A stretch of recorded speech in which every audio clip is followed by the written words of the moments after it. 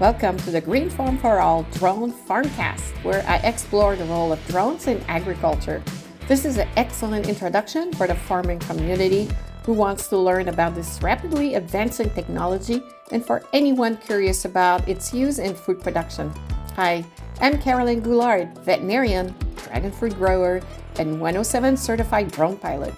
I will be talking to industry experts and end users about the multitude of uses of spray drones and understand what Imogen can provide. Before we begin today's podcast, I'd like to share why I invited Sarah Hovinga, Regulatory Affairs Manager at Bayer Crop Science, to join us. I've attended several of Sarah's presentations over the past couple of years, and every time I walk away realizing how much science and regulation go on behind the scene before a crop protection product ever reaches a farm. As drones become more common in agriculture, understanding that foundation is just as important as understanding the technology itself. I thought it would be interesting to sit down with Sarah and explore the science, regulations, and innovation that makes new application technologies possible. In today's conversation, we discuss biopesticides, spray drones, artificial intelligence, precision agriculture, and why bringing a new crop protection product to market can take more than a decade.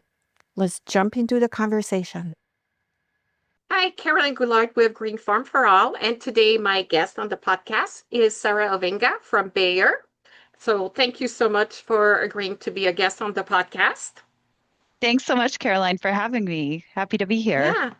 Yes, and so it's been like twice, so 2 years with the end user spray conference that we've met. And I've listened to your conferences and really been surprised and amazed on how many agencies in the world, in the US, state, local, et cetera, that has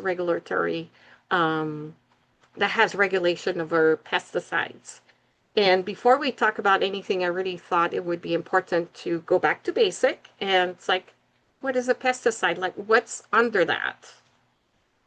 Yeah. So first, maybe just to introduce a little bit myself and what I do, because it'll make sense my answers. So I've been in the agricultural space for going on 20 years now. So I used to work at a startup company developing biopesticides in Davis, California, called AgriQuest, and Bayer acquired AgriQuest in 2012. So that's how I came into Bayer. And in the biopesticide space, I did everything from being a bench scientist, doing experiments in the lab. I managed a laboratory group. I worked with our testing department in the field for when we identified good candidates that would go out. And then I worked in our product support group. So really going around to growers all around the world and understanding how they farmed, as well as training growers on how to integrate biological pesticides within their programs. It was about 6 years ago that, so I really liked emerging technologies like biopesticides, but I was interested in expanding my comfort zone a little bit. And so I moved over into this position, which is regulatory policy for digital farming. And so in that role, I work on drones, I work on precision ag, and I work in the digital pesticide labeling field. And so it's a really exciting field to be part of. And coming back to your question about all of the different agencies, when I was first onboarding to this position, the field of regulatory was new to me. And so I was also learning about that. And it was just amazing to me to learn about how many different stakeholders are involved in this space. And yeah, it was great to meet you as well at the end user conference and be able to chat a little bit about Yes. that. So yeah, and so a pesticide is defined by EPA. So if you go or you type into Google even, what is a pesticide? EPA, and it'll come up with the exact definition, but it's really any substance that is intended to to kill a certain pest. And so you have agricultural pesticides, you have, pesticides in your home that are designed for cockroaches or fleas or Yes. anything like that. And so you have structural pesticides. You hear about black mold and different things like that. So it's really just anything that is considered to be a pest for humans and animals. Anything that's targeting those particular pests is considered a pesticide, including biopesticides that are based on beneficial bacteria. Okay, so, and we talk about bacteria, insects also, or just bacteria, or anything alive? You mean So when you what do you talk mean? about bio, Yeah. yeah, Uh-huh. I think it's one of my question was like, how much are the biologicals that we see? Like we're starting to see a lot of companies come up like, oh, let's hmm do biologicals, and I'm wondering like, is there any regulation that applies to them? Yes, so biopesticides do have regulations, and it's actually one of the fields of regulatory policy that's being worked on because what might make sense for safety testing, for example, for a conventional chemical, maybe doesn't make sense for a biopesticide. And so you'll Hmm. have different tests, for example, that might be needed for a biopesticide or make sense based on the biology of the biopesticide. And again, it matters what the intended use of the product is. If you are intending to register a product of a biopesticide as a pesticide, it will need to go through that regulatory process of registration as a pesticide, which is good, right? Because it goes through the same rigorous testing scheme for safety and efficacy and making sure that the product is, safe and effective for use as intended. And you have different sorts of biopesticides. You do have biopesticides that are microbial based on bacteria or fungi. You have biopesticides that are pheromones. You have biopesticides that are based on beneficial insects. And so you have all different sorts of things along that line. But I'll tell you, I never worked in the regulatory department in biologicals. And so I was mainly in the field testing and the research laboratories identifying candidates. And so I think if you wanted to dive deeper on the regulations for biopesticides, I'm happy to put you in touch with folks that know the latest on that. Oh, perfect. Yes. Can you tell us then what's involved to put a pesticide on the market? Like I remember you were talking, like we all the testing and stuff, but I just remember the millions of dollars and the Yeah. lots of years before it. So I just wanted to go through the process a little more. If you can Yeah, share that with us. Yeah, absolutely. And maybe I'll talk about my time in biologicals because I had kind of more direct experience there, but then I can also reference a recent study I think that we were presenting on at the end user conference too that CropLife International had come out with. But I know for biologicals, for example, we had over 200,000 different microbial strains that were in our collection, our culture collection. And so, we would grow up those strains. We would screen them against the various pests. Maybe it's like a fungal pathogen like aspergillus that affects almonds, or maybe it's a bacterial pathogen like Erwinia that affects potatoes. And we would screen those microbial strains to see which ones were active. And usually you start with Petri plate testing or testing in vitro, as they call it, and you kind of whittle down your candidates from there.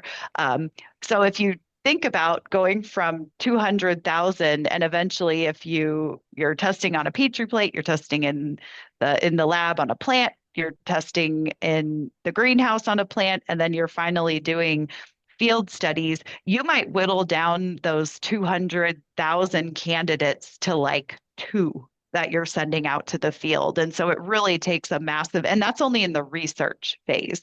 And so it really Mhm. takes a massive amount of uh, candidates to start from where you identify your precious few that you're going to take out to the real world. And more or less the same thing happens with conventional molecules as well, where you have the research stage really aimed at whittling this down. And part of that is not only the efficacy testing, but it's also the safety testing. So some Mhm. things are getting kicked out early on because we identify that they're not a candidate that we want to continue on.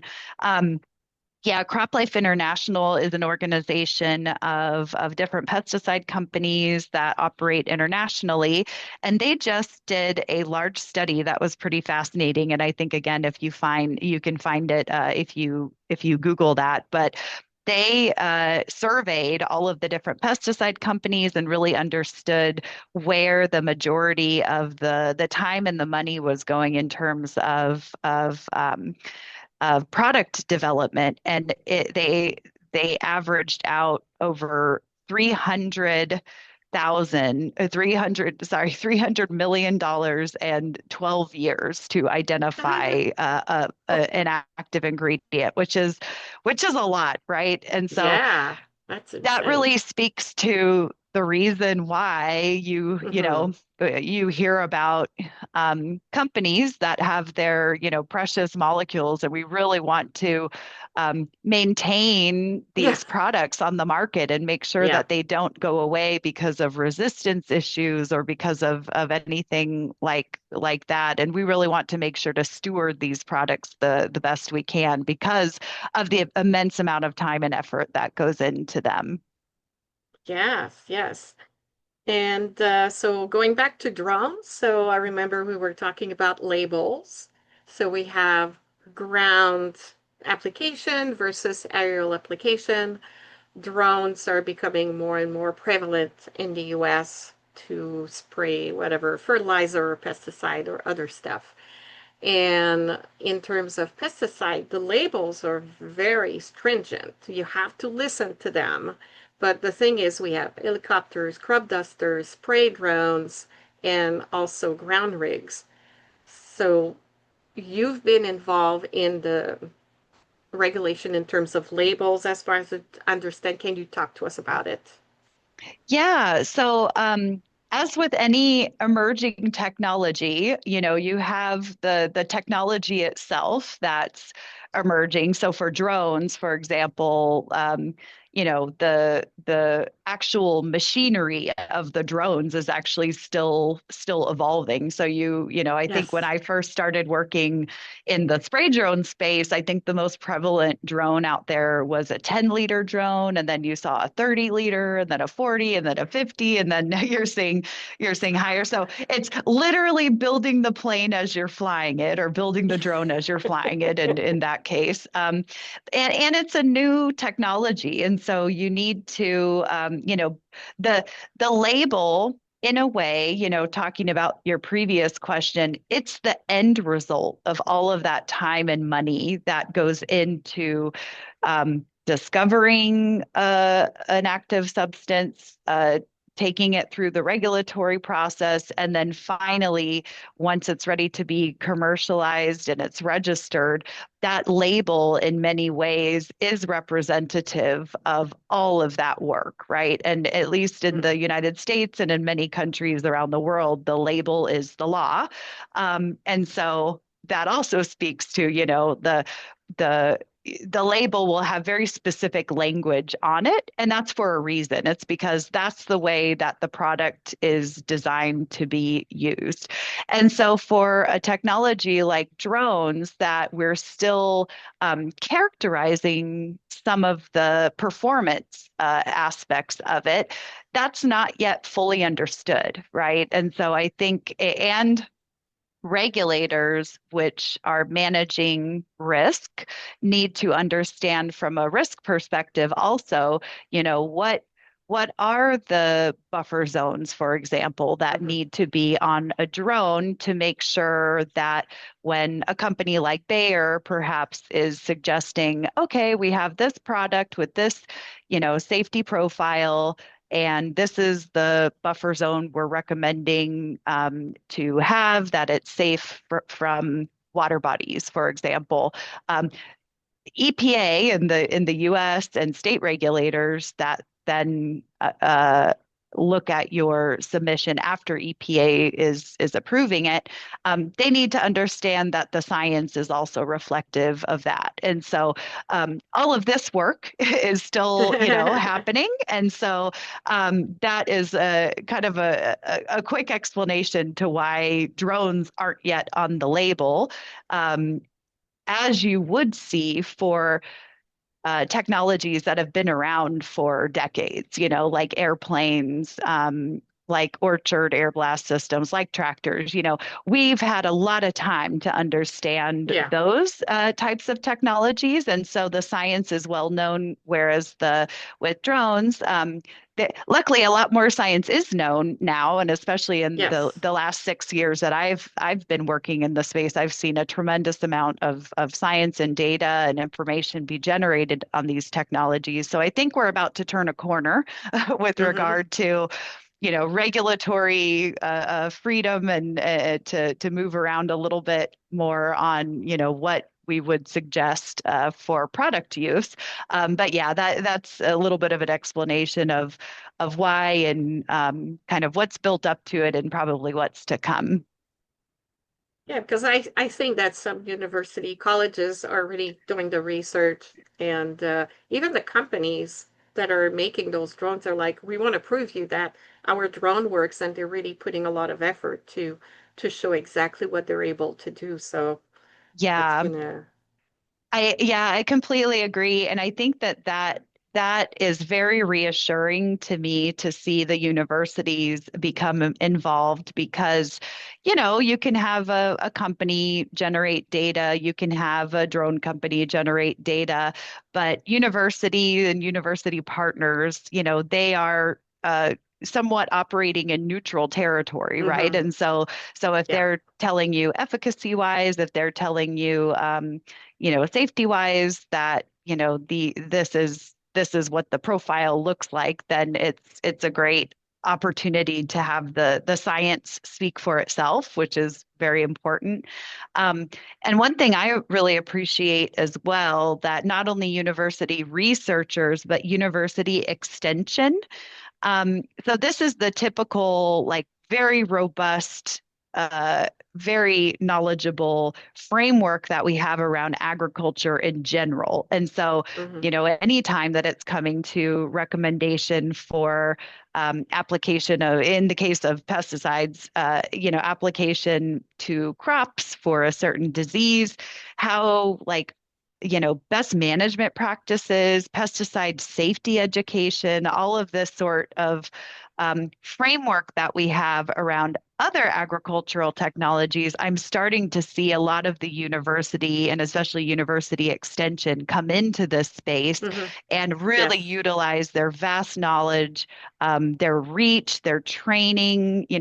They're better at training end users than I am. They know what, messages resonate. They know what mechanisms resonate and how, to educate people. That's what they are. They're educators, and so I'm Yes. really, really encouraged by what I'm seeing there in terms of best practice education for drone usage. Yeah, and also when you think about, the Midwest is going to be different than California, where we have 400 Absolutely. different type of crops. So we're not talking row crops as much as the Midwest is going to talk row crops, and we're going to talk about specialty crops. And then you have different, like between Florida and California, you've got humidity, and then we have wind, and there's a lot of factors, that'll affect, for example, Yeah. swath and temperature Hmm. and droplet size. So yeah, I think there's a lot to know. It's not simple. I mean, in this, you have a lot to know. Absolutely. Yeah. And Yeah, it's one thing also with an emerging technology. So on one hand, it's really great that you have let's say newer players coming to the space that perhaps, are maybe newer to the agricultural field and want to see drones as a really promising business opportunity to move to. However, I do think that it's really incumbent and important for those newcomers to the space. They bring a lot of knowledge, maybe they bring some digital expertise. It's Yes. nice to have disruptors, you Yeah. can really change up an industry and make it, bigger and better. But also utilizing again this robust framework that we have as an agricultural community in the United States, and really understanding, where not to reinvent the wheel, where to really Hmm. look to those, for example, safety and stewardship mechanisms that we already have. I Yes. think that is very important. And yeah, you're absolutely right. The agriculture, depending on what crop, depending on what state you're in, Hmm. it's going to be very different. And so I think also, yeah, understanding how to plug into your local community, make sure you're following the label, make sure you Yes. are, have a good relationship with your agricultural commissioner, et cetera, making sure that you're following the regulations, will only behoove safe and effective applications as well as the professionality of your business and the Hmm. longevity of it. So, yeah. And also, people may not realize, but if you become a drone operator, you have a lot of licensing and waivers or exemption you need to go through. And one of the very important thing is to have an applicator license for the pesticides. So it's not something where Yes. you're like, oh, I want to apply this and I'm just going to do it tomorrow morning. So and it's actually was the 137 is easier to get now, that certificate from the FAA, than it is to get your applicator license, as far as I understood. It's a little Hmm. longer.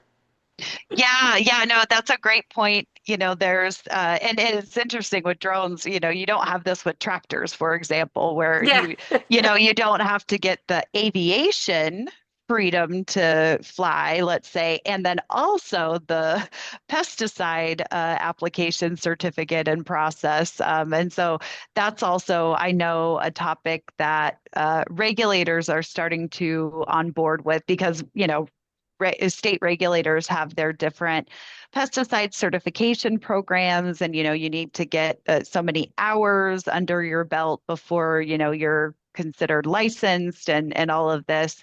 And I know states like California are really leading the way on the pathway to some of these certification regimes, getting input from the end Hmm. user community and the aviation community, which is great. So I'm happy to see those again. The framework that we already have, up and running. Let's not reinvent the wheel. Let's figure out how Yes. to include drones because yeah, drones, I always talk about them in terms of being, it's really exciting, right? Because it's Yes. like the new and shiny toy, but Yes. not toy, but you know what I'm I don't joking, know. but Yeah, yeah. exactly. The 250-pound drone is not a toy. Exactly. No, it's No. yeah, not a toy, but it's the No. new and shiny thing, right? So people are Yes. getting excited about it. But at the end of the day, and after all of this excitement is over and we see more of the plateau on, Garnet's hype cycle, for example, Yes. um, will there'll be it'll be quote unquote just another tool in the toolbox for Hmm. a grower to be able to reach out to and employ when that's the right mechanism to use. Yes. And so we really see it as a complementary solution to anything else that a grower might be using to manage their Yeah. crop. Yeah. Yeah. Yeah. And so precision agriculture is one of your specialty or the toolbox you like to look into. And when I was introduced to drones in 2022, so went to this large uh, conference and they were talking about precision agriculture. And so, oh, you can always just treat just a little bit, not everything. And I thought it was pretty exciting. And I just saw that you have an article actually where you were one of the author on precision agriculture. Indeed, I have the article here that was published in the ACS Agriculture Science and Technology, and it's precision application of pesticide challenges, opportunities, and impacts on crop production. So congratulations. Thank you very much. Yeah. And so it was very interesting to see if you can talk about basically the pros of doing the precision agriculture, because I think that was pretty impressive, and then the hmm challenges. Yeah, yeah. So that was such a nice collaborative project to work on the scientific article that you're talking about in the American Chemical Society journal. And that came out of a really in-depth uh, multi-day workshop in Washington, D.C. that was hosted by the Center of Excellence for Regulatory Science and Agriculture, so CIRSA, that is co-managed by Louisiana State University and North Carolina State University. And so they did a fabulous job putting together a really nice agenda of presentations from pesticide manufacturers, from EPA with technology manufacturers of these precision application systems. We had academics join as well as who am I missing on accident? I don't have the agenda in front of me, but anyway, it was a very nice, and I know the grower was the most important part of that, and just really hearing about these systems. And we broke out into different groups to really talk about, yeah, the opportunities and the challenges of precision application. And so that paper in a lot of ways represents the synthesis of that conference, as well as some of the things that are coming out of it. And so I think, yeah, and a lot of these may sound familiar to the drone space, but a lot of the challenges with precision application is that it is a new approach, right? And so, um, if you look at a label of a product, typically that label is labeled on a per acre basis. So use this amount per acre. And the regulatory framework is not such that it really is looking at that, per square foot or per square, per Mm-hmm. per millimeter, or however you want to get. And Yeah. so that's one challenge is that. Another challenge, and this could also be, it's kind of like a double-edged sword with you have so many types of really cool emerging technologies coming out of this, and you're sort of wondering, like, okay, how do we like categorize these? There's some that work on a square foot like application type of thing. You have some that are sense and act systems. You Mm-hmm. have some that are working on the size application on the size of a dime, for example. So how do we sort of think about and kind of open our minds to all of these different types? And then what does Yeah. that mean for then how we're going to match that up with what's on a product label? And then how does, the from a product manufacturer perspective, we don't want to just say that, you know, any machine that claims to be a precision application machine Mm. can apply our product. Um, so standards also come into play, and there's a standard to be published pretty soon from ASABE, the American Society for Agricultural and Biological Engineers. It's the sister society, let's say, to ACS, that's also working, scientific society that's also working on precision application. And so, yeah, can we have some standards around it so there's trust and demonstration that this machine is actually a precision application machine. Um, and the challenge is that it's exciting. Again, there's new models coming out, but then there's work to be done in terms of figuring out, yeah, what are the standards? How do we represent some of those on the label? and also how do we sort of categorize these different systems into different uh, kind of approaches to make sure that everyone's on the same page for when Hmm. we say precision application, this is Yeah. what we mean. But it represents a really nice opportunity, right, to for the future of agriculture. So, people are wondering where their food is coming from. Hmm. Everybody, including, pesticide companies as well, want to make sure that their products and what they're getting have like their products applied in the right time, the right place, the right amount, and in the right way, and not overdoing it. And a grower is not going to want to pay for that either. A grower is going to No. pay for the bare minimum that they need to do an effective job and grow an effective crop, which is that's what I would do if I were a grower too. And so I think it's really around optimization and just Hmm. making sure that we have that optimal um, system in place for supporting what we need in agriculture. And then the only other piece I would add to that too is there's a tremendous amount of digitization also happening and Hmm. kind of paired with a lot of this knowledge of and even what AI can do in terms of recommendations. If you imagine, an end-to-end system where you have, let's say you have a pesticide product and you have the label, and instead of being a paper label, it's a digital label, that's accessible. Maybe you have some sort of digital interface, it knows where you're located because, GPS on Wow. phones and Yes. um, it knows what county you're in, it knows the regulations, all of this stuff. Maybe you've saved a profile in it so it knows what crops you grow, it knows what systems you have already on your farm. You're getting recommendations based on what you need to apply. It knows what sort of enforcement or some sort of like note taking that the grower might want to track, what they're doing to keep Hmm. track of operational practices. And then, we're able to really understand that. So that's the future of where all of this is going, right? Where you have Yeah. these digital systems and systems that can talk to one another, machine readable and actionable language, so to Yeah. say. So yeah. But it's very interesting because I was doing a multispectral, hyperspectral drone class.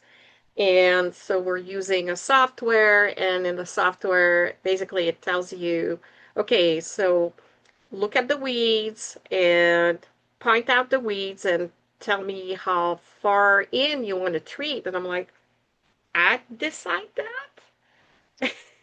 And so that was basically depending of the size of what you wanted to treat, it was different. And so I think it's important. It's then important, as you were saying, well, we need to know how Yes. much are we treating. So that was just interesting. I just wanted to do the comment since you kind of reminded me, like, oh yeah, I remember that exercise. Yeah, yeah. I was just at Colorado State University last week, and a weed scientist was giving a presentation on something very similar to that. And he was talking about training his grad students or using his grad students to train AI models because, you know, AI models they're getting better and better, but with that human in the loop and with the ability for the Yes. human to say, yep, AI model, you identified that correctly as pigweed, or you identified this Yeah. correctly as, Palmer amaranth, or whatever they're looking for. You're able to make these AI models better and better, and even do different things, and also be able to say, no, that model is not designed for giving you that information. So it was a really fascinating presentation, and I look forward to Nice. seeing where, like Yeah. what you described, where that field is going to, because it's only going to make recommendations better. Yeah. Because I was just looking in diagonal through some of the um, drawings on the article, and it said, hey, we might be able to save 90% of application. And that's Huge. That's huge. I mean, the farmers have so much problem in terms of return on investment right now that it's really needed like yesterday. Yes. And going back to my biological days, one of the things that I really like about all of this as well is one of the challenges with biopesticides and incorporating them into a program is oftentimes, by the human eye, let's say the plant disease like botrytis or powdery mildew is a common fungal disease Yeah. that grapes get. And Hmm. oftentimes when you see the powdery mildew already on the leaf, it's too late. It's too Too late for late. any sort of chemistry, any sort of, and forget about a biopesticide. But if you could identify ahead of time and through like what you were talking about, through some of the spectral images and the spectral wavelengths that plants are giving off when they're sick, so to say, Hmm. maybe a biopesticide would have a better chance of working. And so, and Yeah. we have some data at least showing genetically. So when you can genetically uh, look at, a low level disease, the biopesticide performs better if you're able to detect uh, that fungal disease earlier and earlier. And so I think it will have a tremendous value to the proper timing and even the proper type of product that you could apply, like what you were saying. Yep. Yeah. Yeah. And then in that article, one of the pros was also that was more beneficial to the environment to use less. So do you have any comments about that one? Yeah, I mean, I think, less is more in any sort of sense. So I think, yeah, using less on the environment is certainly beneficial. I think that will be interesting as well in terms of um, really getting to like where exactly is the pesticide needed, and also where are those sensitive areas that we need to protect. And even if you can, this is a little bit back to sort of the vision concepts that I was talking about, but let's say that you have all of that information represented, digitally in some sort of platform, and you're really able to say, well, with this product, you can apply with this product to this crop, applying it for this reason, let's say a disease in this area, and knowing exactly where that product is going, it just makes things much more precise in Hmm. terms of being able to tell exactly what it's going to do and how it's going to perform, but then also how you can protect the environment or sensitive areas from that. So yeah, totally agreed. I think Yes. that's one of the reasons why, hopefully you would see a desire for the uptake and as much as we can reducing any sort of barriers to allow Hmm. for this sort of technology. Yes. And so I noticed also Bayer was starting to get involved in regenerative agriculture. Is there like a plan? Is it like, why are we doing this? Or what? Is there any products that may come out of it? Or, Yeah, so Bayer, I'm not part of our regenerative agriculture team specifically, so I don't have all of the details on that, but I do know that Bayer is very involved in looking at agriculture. So Bayer produces digital products, we have seed products, we have pesticide products, but it's it's looking at so regenerative agriculture is not so much about looking at, these different silos, let's say, of approaches, but rather looking at the entire system. And then also really trying to understand how best to treat the land so that that land and system can be sustainable for the future to come. And, our main customer, the grower, that's what they're also looking for. A lot of these, Yeah. I think it's over 90% of the farms in the US, for example, are family owned farms.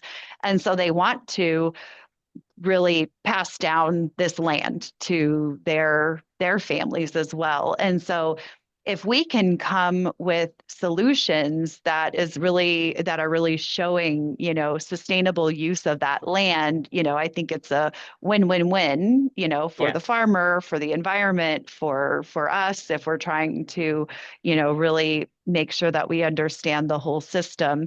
And so specifically, things like, okay, what's the, carbon footprint of this approach? Or what is the soil microbiome of this sort of style of farming? Is there a way that we can promote no-till practices, with some of the products that we provide. And so it's really trying Hmm. to think about the entire system and how can we really look to gain more in terms of the land health than lose, let's say. So, yeah. And Yeah. most importantly, like, what are the metrics associated with that? I think that that's Yes. something really interesting. And that's another place where I know that universities are really involved in really Hmm. understanding, what does it mean to say that you have healthier soil? Or what does it mean to Yes. say, that your carbon, capture is better than the practice that you used to use, for example. And so that's really where the science base is super important to, yeah, to have a factual approach to it as well. And then all your soil are going to be different from one place to the other, and the Absolutely. weather and how deep your organic soil is, Oh, so yeah, there's a lot Yeah. of factors again. Yeah, soil is a living organism or compiled of Yes. millions of living organisms in itself. Yeah. So it's a Yeah. whole new Yeah. world. And so do you think that whatever you're doing as a company, do you feel like you're in competition with people that might do predatory insects application or laser weeding? What are your thoughts? Uh, I don't, I mean, you could look at it at the surface and say that, I don't know, a laser weeding robot could directly compete with maybe an herbicide that we have. And I think that that would be short-sighted. And I Hmm. feel this is where I feel lucky, and especially in a position like mine, where I'm looking, 5 to 10 years out in the future. I feel like myself, my colleagues, we understand that, if there's an innovation or if there's a technology that's really going to make a difference, like, who cares if it's in competition to us? It's not going to go away. If it's effective and it works and it's valuable, it's going to stay. And so I feel grateful to work for a company that does have a longer term vision in terms of, what is coming and how do we think about um, these sorts of things in terms of, how our products work with them. Um, Yeah. is it something that we want to think about incorporating into our portfolio at some time? Do Hmm. we want to partner with these different companies that are making these things? Maybe it's already, I mentioned our biologicals portfolio. It's like we have an open innovation ecosystem there where, we're not only developing microbial biopesticides, but we're looking at anything that could really be a biopesticide if it makes sense and it works and makes sense with our portfolio. Why not? Let's think about even incorporating it to this. And I mean, if something more effective comes along, and it doesn't make sense to use our products anymore, or like our product in a particular crop and market segment, it's better to know that up front and be able to pivot and shift, and so Yeah. I think that the only constant is change. And we're looking for Yes. improvement in how to grow food in Hmm. Bayer Crop Science, and that's what we're going to be looking for. So, um, Yeah. And Yeah. I think you're going to have some things that are going to work in conjunction, so it's going to be like to see all those factors. What's better or where is it going in terms of the an IPM, triangle and see where our product goes with all the other different applications that you could do. Absolutely. Yeah. IPM is essential because in no way should one ever rely on just one solution. Yes. I definitely, like, you think of your diet, we're not like reliant on one particular type of food. You want to have a variety, and it's the same sort of thing in farming and with different technologies. Absolutely. Yeah. And so one of my last question was, pesticide has so negative connotation in the public, and I'm wondering, what needs to happen so that we can present it to the public and say this is their role and it's important that we have them. Yeah, well, I think some of the work like what you're doing with your podcasts are really great in terms of really talking to people in agriculture and understanding like what's happening, what's coming in the future, what are the different options out there. And so I always say talk to a grower, just talk to someone in agriculture and Yes. ask these questions. And sometimes they're hard questions, but if both people are approaching the conversation with genuine curiosity and looking for, a constructive conversation, I feel like that's really, leads to a productive conversation.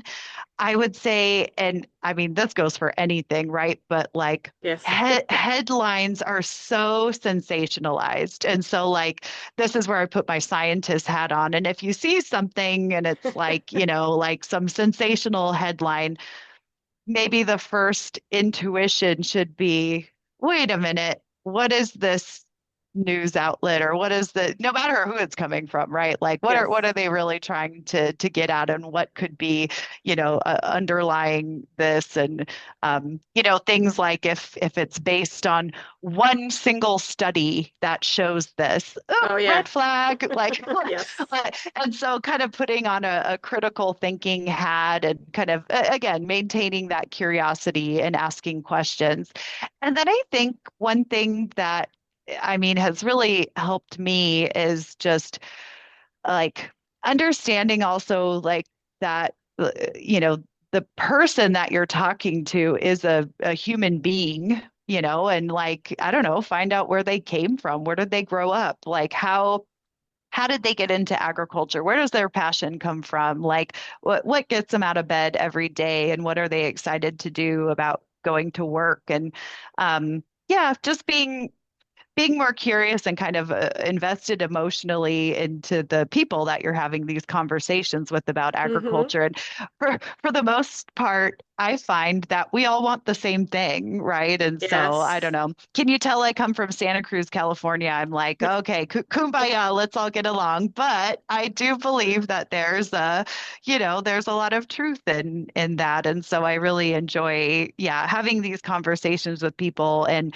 learning about agriculture. And I mean, the more I learn, the more I am just so impressed by the enormity of the amount of food that one farmer can produce to feed us all, you know, and in a healthy way. We have like, some of the, if you look at it, scientifically, like we're much healthier than we were, 50, 100 years ago Yes. as a society. So Absolutely. that's Yes. really, really amazing that technology is capable of doing that, and so, yeah, I think, and again, kind of switching to this regulatory role 6 years ago, like even having worked within the same company, I'm just so impressed at the amount of science and testing and regulatory scrutiny that goes into development of these sorts of products. And so, Mm. and really, having the um, admiration of the people and the passion behind them as well is really impressive. Yes. Yes. Well, pest has been around forever. And when we say pest, is something that's going to eat our food, and Yep, they're not going to go away. absolutely not. Nature abhors a vacuum, as a very smart scientist Yeah. once said. So, And so yep. I'm out of question. Do you have anything you'd like to add? I feel like if another exciting thing is if, if you're in agriculture and if you're interested in a lot of these, emerging technologies, the conference that we met at, Carolyn, like going to some of these conferences and talks, talking about ways to get onboarded to the topic and learn about agriculture, learn about what's up and coming, attending a lot of these talks. There's, one of the nice things that came out of COVID in a way were a lot of webinars. There's, Yes. webinars that you can join. And so, yeah, just if you're hungry for information, and again, be wary of the sensationalized headlines. Yes. But if you're Yes. looking to like universities, for example, they have some great information on all of the really cool stuff that's happening in agriculture with regard to spray drones, precision application, digital technologies, AI. I did not grow up in an agricultural family, but I fell into it, quote unquote, on accident, working in the plant biology field, and I just have fallen in love with it, and I'm so grateful and that to be working in the agricultural space every day. Yes. Well, Sarah, it was a delight to have you as a guest on the podcast. So thank you again for your time. Thank you very much, Carolyn, for having me. And it was really nice to see you again. And I hope that we bump into each other at a future conference. Yeah, absolutely.